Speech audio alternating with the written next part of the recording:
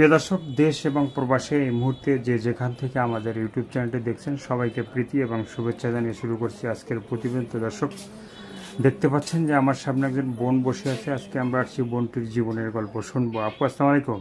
ওয়ালাইকুম সালাম। কি নাম ভাইয়া? ওয়ালাইকুম সালাম। নামটা কি ভাইয়া? আলো। আলো কি ঘরে ঘরে জ্বলে নাকি? ভাই ঘরে ঘরে জ্বললে কি আর ইউটিউবে আসা? হ্যাঁ, তাহলে কেন আসা সেটা একটু বলা যাবে? আইসি অভাবের কারণেই তো আইসি। কি অভাবটা আছে? অভাবটা আছে, গেলে মা বাপ নাই, দাদির কাছে থাকি, বাসা বাড়ি কাম করে খাই, এজন্য অনেকটা কষ্ট হয়। কয়দিন আগে ডোল করে বাসা বাড়ি কাম করে একটা মেশিন কিনছিলাম ভাই, এখন মেশিনটা খারাপ হয়ে গেছে।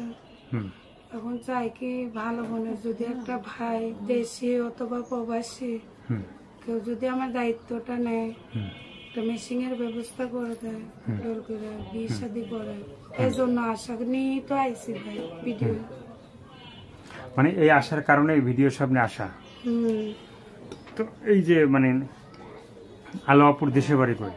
কুমিল্লা। কুমিল্লাতে। তো আপুর কি বিয়ে শাদী হয়েছে? না। হ্যাঁ, এখনো হয় নাই। তো এই যে অনেকে আছে যে বিয়ে শাদী হওয়ার পরে ভিডিও সামনে আসে, ঠিক আছে, আবার নতুন করে জীবন শুরু করতে চায়।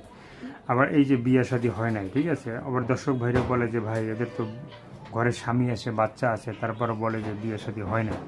আসলে কি সত্য না মিথ্যা?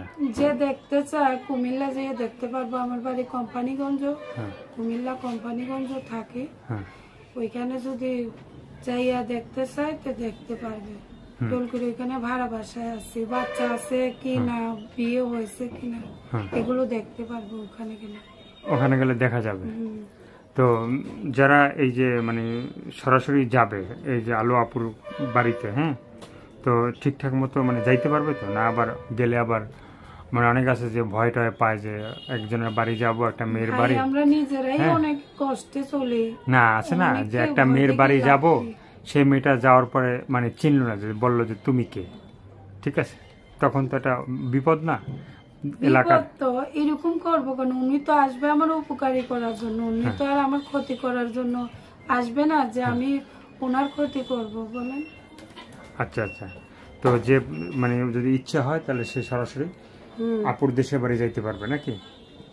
তো আপুর সাথে যোগাযোগ করবে, হ্যাঁ, তো তাদের সাথে ঠিকঠাক মতো কথা বলা হবে? হ্যাঁ ভাই বলবো, ভালোভাবে বললে বলবো।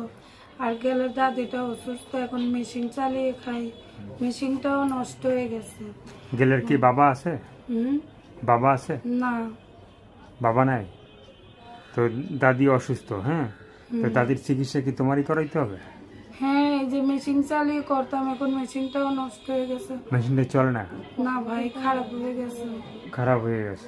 ঠিক করতে অনেক টাকা চাইতেছে। এখন বাসা বাড়ি কাম করে ঘর ভাড়া দেবো না মেশিন ঠিক করব না দাদির জন্য ওষুধ কিনবো, বলেন? এজন্যই কত টাকা লাগবে ঠিক করতে?